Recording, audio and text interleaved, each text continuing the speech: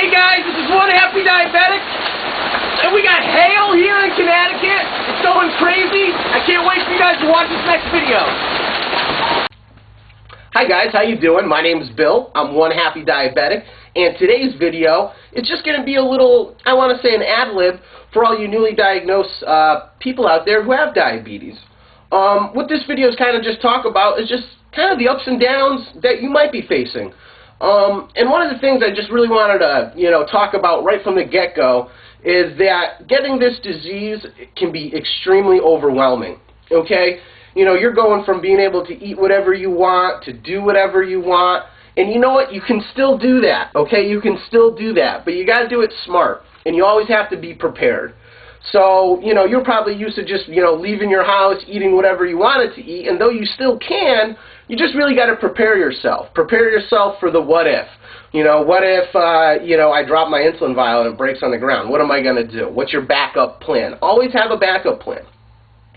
One of the other things I want to talk about, and I really think that it's okay to cry. I really do. I think it's okay to cry. And the reason why is because if you're crying because you have diabetes and you're alone and you're feeling really depressed about it, I think it's okay because it just shows that you care about yourself, and you really do. And I want to let you know that I've cried too, and I still cry about it because, you know what, it's something that I wish sometimes I didn't have. But I think you'll find out in the long run that diabetes really makes you a better person.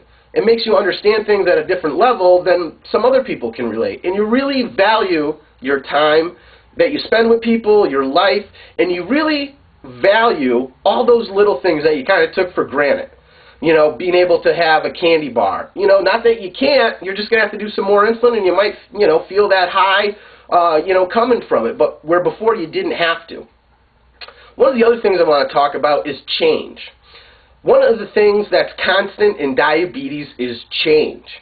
And I think what happens over the 20 years that I've had diabetes, at least, I always got comfortable doing what I was doing.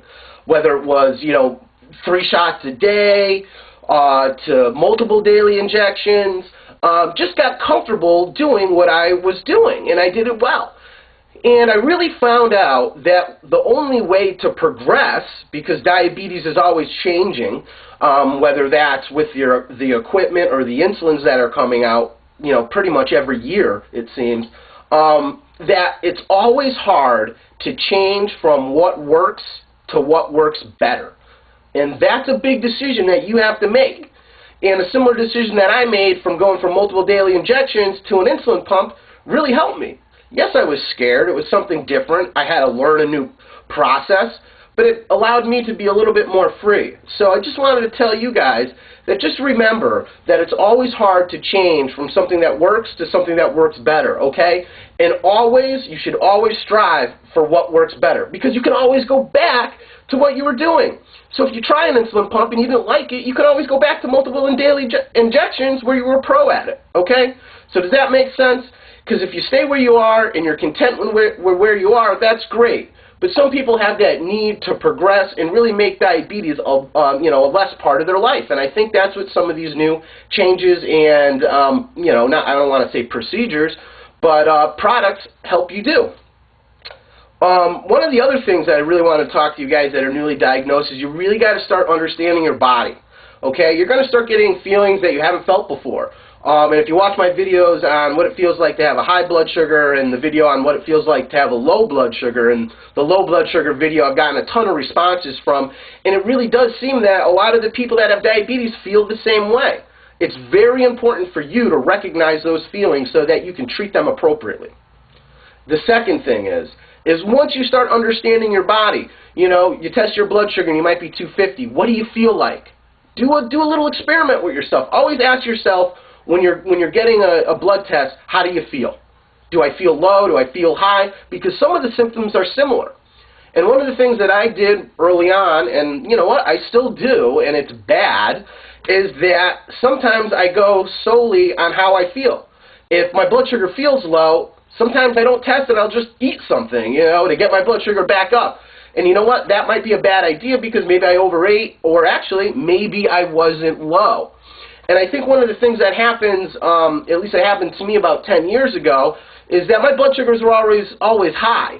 And what happened to me was when my blood sugars would drop, it would make me feel like I was low. So then I'd drink some juice, and I was actually never low, I was always high. My blood sugar would just spike back up, and then I got comfortable being, 180 or 200. And, you go into the doctor's office, they see your A1C, and they go, hey, Bill, you got to get this blood sugar down. You need to be in a better level. Let's do it tomorrow. Well, doc, that's nice of you to say, but see, when my blood sugar levels are comfortable at 180, when I'm at 100, I feel low. So you go and try to feel low 24 hours a day for about 3 weeks until your body adjusts. It's just not going to work. So just remember, you got to respect your diabetes too, and things like that. If your blood sugars are running high and you feel low when your blood sugar is 100, it's an adjustment that you're going to have to make, and it's going to take a little time. So slower the better for that. One of the other things I just want to talk to you guys about, if you're newly diagnosed, and even if you're not, is you should always have a hunger to learn more, okay? One of the rules for treating low blood sugars recommended by the ADA is to eat 15 grams of carbs and wait 15 minutes. You know what? I don't buy it, guys. I just don't. I'm so sorry. I think that rule came out in about, 1920, but I don't know about you, but 15 grams of carbs doesn't treat my low. Because what is my low? Am I 50 and I'm going to eat 15 carbs? Am I, 80 and feeling low, I'm going to eat 15 carbs and wait 15 minutes? Really doesn't work for me. What you might want to try to do is, maybe you have a normal blood sugar or a low blood sugar, and you eat that 15 grams of carbs, those 3 glucose tablets or whatnot, and you find out how much that raises your sugar levels. Okay, because the 15 grams of carbs in 15 minutes rule isn't really that effective. And the reason is because it's all about controlling your glucose, okay? That rule would be similar if it was, if your blood sugar is 200, do 2 units of insulin. It's like, well, that doesn't work for me.